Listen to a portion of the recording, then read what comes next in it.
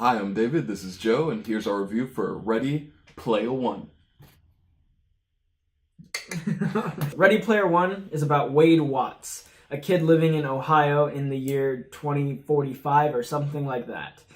And, well, humans have kind of given up on fixing the real life problems of like pollution and population and such things. So one person created a virtual world where you can escape the real world and just party and play a bunch of video games.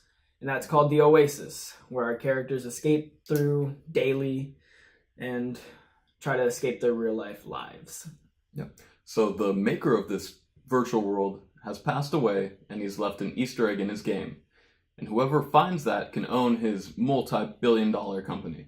Yeah. And that's really where the movie kind of takes off. Yeah, they own the Oasis and they get a whole bunch of money also, just on top of that.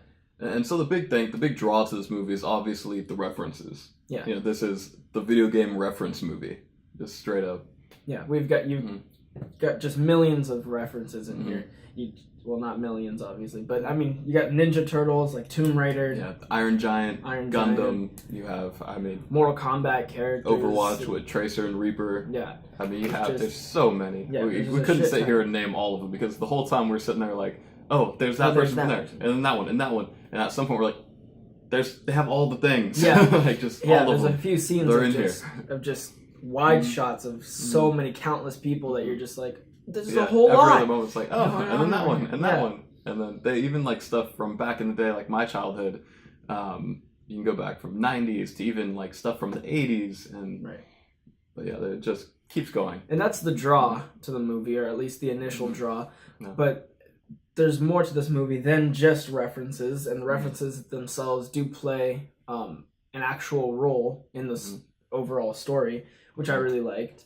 Yeah, no, there's a few moments where it's like, oh no, we need somebody to step up, and then here comes insert random childhood favorite character popping up and jumping into the battle, joins the fight. It's like, oh! No Disney references, though. I guess they might have said no. They didn't have the lawyers for that. The social relevance of this movie, it played a big part in tying to, it's so important for a movie like this to come out now, because I feel like this is where we're headed as a society. You know, technology gets more and more advanced, and at some point, I'm sure it will, so it might feel like it surpasses the real world. Right. And I mean, with today's technology and VR and stuff like that, I mean, they have these suits in the movie that would be the next step. It's like you already have virtual reality, then putting on the suit to feel like, maybe like some rumbles from the battlefield or something. And well, this one seems like you can feel actual pain, which I don't know who would want to buy. Yeah, I don't see they get shot. That's why I didn't mention the pain. I don't think we'll ever want to feel the pain. Yeah, exactly. I don't know if we'll ever want to be able to feel the pain, but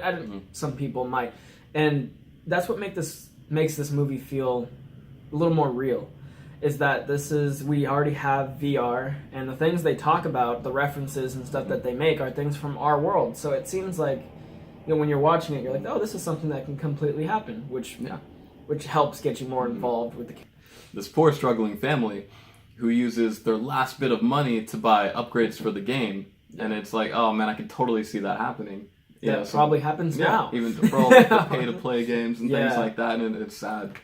But, EA, but if I had to nitpick, I would say there was a few moments where you could tell you're supposed to be sad, and I feel like those moments didn't really hit the way they were supposed to. It was just kind of like, oh, something happens that's sad, and then it's like, whatever, and we just move on to the next thing, and it's just fast, and you don't really have that time to reflect or soak it in, or for me. And I noticed that. I don't think it really bothered me as much. I did notice that happening. I was like, oh, okay, there's an emotional moment. It's gone now. I think my only gripe would be I just wanted more fights, man. I mean, there's so many characters that I just wanted some more up close fights between these things. They do happen, just few and far between. I wanted just more, but that's just a personal thing. I understand why they didn't have more, but I wanted more. Yeah, I know a lot of people had an issue with anytime they weren't in the virtual like gaming world. But for me, I mean, I felt like it was such an important part of the story, like just to have they're outside in the real world. That's how you know that's where they raise the stakes, basically. You know, and without the contrast of going back and forth, I don't think people would have liked the gaming world as much. Right. The thing that comes to mind is like in Sinister, like part 1, you barely see, you know, the main villain, and in part 2 you see it a lot more, and a lot of people are like, man, I wish I seen him less. Yeah. It's like people think they want something, but I don't know. I feel like this one, it was just the right amount. Yeah, and I don't know, because that movie doesn't exist where it's where it's just this virtual world, or mostly 90% of this virtual world and 10% in reality. Since that movie doesn't exist, I don't know if I would have wanted that. I think I do. So he goes back and watches these old tapes, and he tries to figure out, you know, what's the next clue to figure out something in the story. And whenever they did that, I was kind of bored with it. I did understand why they did it. I just personally, I was just like, all right, let's hurry up, let's get back into the action. But that's just a small. For me, I feel like that's where so much of the story like took place, and so much of the meat. Like anytime they showed those scenes with the little butler showing him around the flashbacks, I got excited because I was like, I know these are going to play important parts throughout the rest of the story. Yeah, I don't get excited about libraries. This is basically an adventure mystery movie. It's kind of sort of along the lines of like a National Treasure kind of movie. Like if the producers hooked a bunch of people who play video games into watching a movie like National Treasure. Yeah. You know, it's sort of like that. Just less brown. Less brown, yeah. More colors, more vivid. I was like, yeah, that's another thing with this movie. The visuals are just, they're just stunning. They're awesome. I think you should definitely go see this movie in IMAX or D-Box, whatever you have locally. I don't know. Yeah, this is definitely a movie where you don't want to wait for it to come out on like Blu-ray or DVD. No, these huge like scale, like action set pieces that they have, even in when they're up close in the game world, like it just looks like a game with really good graphics. Yeah. And like the hair, I loved all the hair graphics because they just were moving all the time, and it just looked cool. Reminded me of like an anime or something. Yeah, the whole time there's always stuff just moving on screen, and it's great. But T.J. Miller, I mean, he stole any scene he was with, mostly because the main villain was really boring. Yeah. He was really just a plain, like, he's a bad guy. Ben Mendelsohn or something. I think that's what his name is. I've seen him in a couple other things. I don't know if he's been like front and center. Yeah, and it's not the actor's fault. No, like, I mean, as far as acting, he did fine. Yeah, but his role is kind of the run-of-the-mill business dude in a suit running a big corporation. Like you've seen it lots of times. It's been done a million. You know exactly what kind of person he is. Like, meh, okay. And then his scenes were, I don't want to say boring, but they were definitely they're a lot less better. Interesting than our main characters. But they're definitely better with T.J. Miller's character, IROC, I think. Yeah.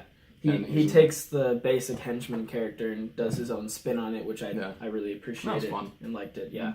And Ty Sheridan, he plays the main character, Wade Watts, or Parzival is his avatar's name.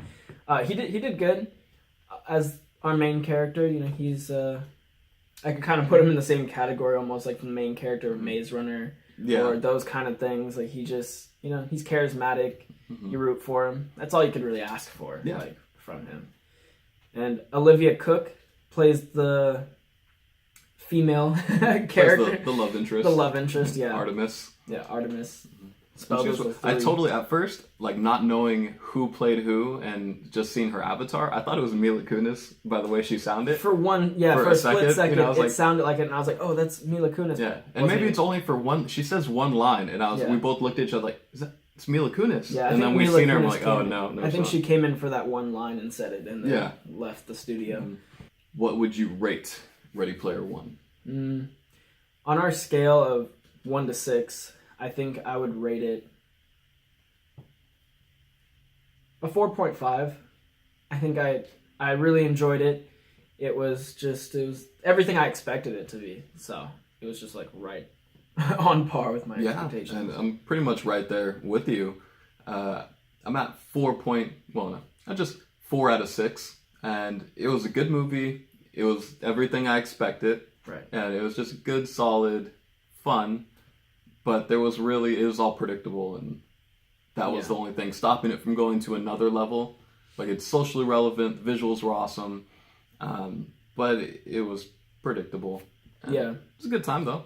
Yeah, no, yeah, I would definitely go see it again. Totally recommend people Yeah. see it, especially in big screen. Yeah. Yeah. All right, well, that was it for our review of Ready Player One. Go see it yourself and let us know what you think about it. We'll see you next time. TJ Pillar. Gosh, I can't speak. PJ Miller. PJ Stiller, Ben Stiller's uglier cousin.